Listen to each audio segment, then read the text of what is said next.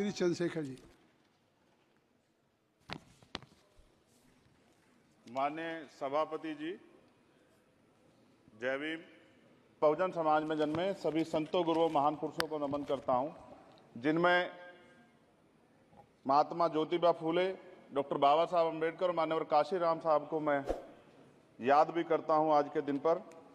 साथ साथ नगीना की महान जनता और भीम आर्मी और हमारी पार्टी आज़ाद समाज पार्टी काशीराम के साथियों का भी धन्यवाद करता हूं।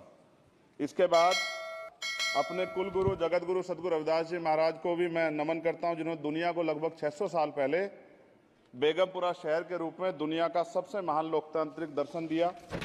अध्यक्ष महोदय, माननीय सभापति जी, 14 अगस्त 1947 को ये देश अंग्रेजों के अधीन था। 15 अगस्त 1947 को हम लोग आज़ाद हुए। 16 अगस्त 1947 को देश आज़ादी में था, लेकिन धन धरती राजपाट में बंटवारा नहीं हुआ।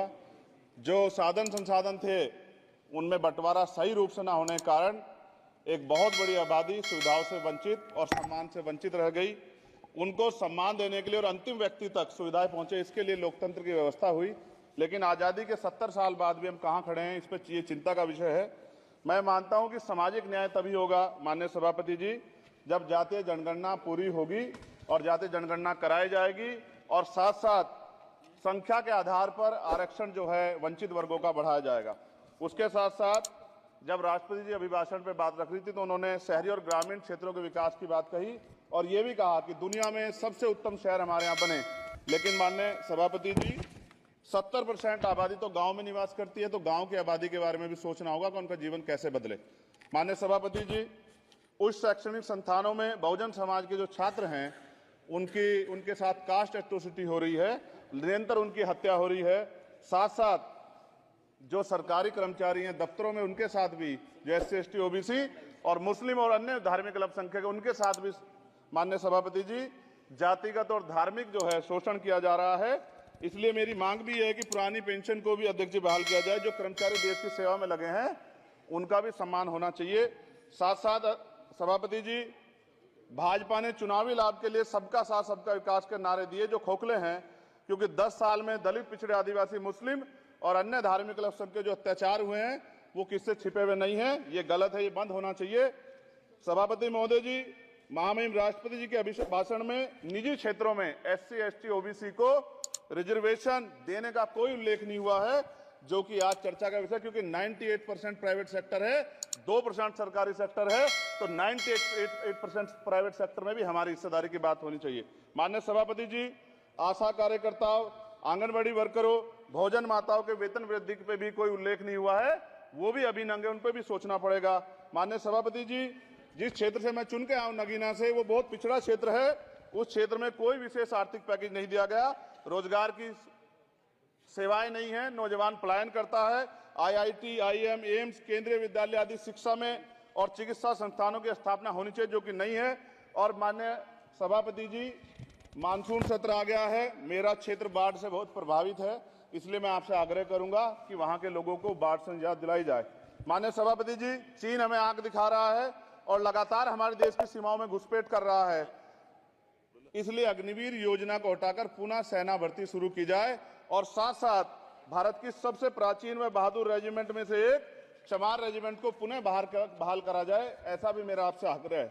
माननीय सभापति जी, पिछले सारे प्रधानमंत्रियों ने मिलकर जितना कर्ज लिया है उससे दुगना कर्ज हमारे वर्तमान के प्रधानमंत्री जी ने लिया है। किसान अगर अपना कर्ज माफ कराने के लिए जाता है तो लाठी झेलनी पड़ती है, जबकि सरकार ने धन्ना सेठों का 15 लाख करोड़ रुपया माफ किया है। इस ओर हमें ध्यान देना पड़ेगा, हमारी आने वाली पीढ़ियों को ये कर्ज चुकाना पड़ेगा। माननीय सभापति महोदय जी, किसानों को MSP की लीगल गारंटी तथा किसानों का कर्ज माफ होना चाहिए।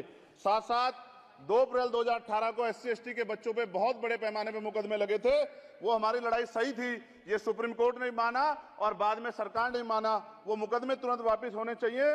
माननीय सभापति जी, प्रेस जो है उस पर भी शिकंजा कसा जा रहा है।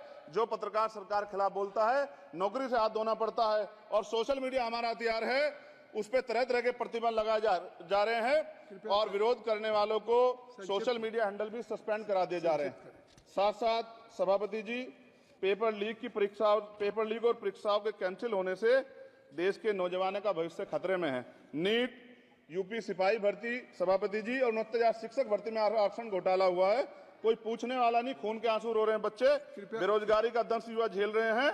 इसलिए मेरा आग्रह है कि युवाओं के लिए कृपया समाप्त करें चंद्रशेखर। माननीय सभापति जी, मैं पहली बार बोल रहा हूं, आप कहेंगे मैं बैठ जाऊंगा, मैं आपकी बात, मैं संवैधानिक मर्यादा का पालन करूंगा, मगर हम तो माननीय सभापति जी सुन ही रहे हैं। आप बोलिए, 1 मिनट। धन्यवाद, धन्यवाद। 1 मिनट और बोलिए। अध्यक्ष सभापति जी, नारी सम्मान की बात करने वाली सरकार, हमने मणिपुर देखा सर, हमने पहलवान बेटियों का हर्ष देखा सर, और हमने सर हाथरस की बेटी का हर्ष देखा सर, और हाथरस के परिवार को जो वादा किया था सरकार ने वो भी पूरा नहीं किया। और महिलाओं में भी, स्पेशली दलित, पिछड़े और मुस्लिम वर्ग की, आदिवासी वर्ग की महिलाओं के साथ आज भी एनसीआरबी का डाटा कहता है सर जो जुल्म हो रहा है वो सहनीय नहीं है सर। साथ साथ कोविड में तैरती, हमने कोविड में बहुत सुना सर, कोविड में तैरती लाशें भी गंगा में हमने देखी है सर, और मजदूरों का हाल भी हमने देखा है। सभापति जी, बस सब समाप्त कर रहा हूं। नोटबंदी पे छोटे मजले उद्योग की जो कमर टूटी वो भी हमने देखी है। सभापति जी, शैक्षणिक संस्थानों, विश्वविद्यालयों में, चिकित्सा संस्थानों में ओबीसी एसटी के योग्य अभ्यर्थी को एनएफएस करके जिस तरह निकाला जा रहा है, लेटरल एंट्री करके जिस तरह हमारे रास्ते बंद किए जा रहे, ये भी हम देख रहे हैं सभापति जी।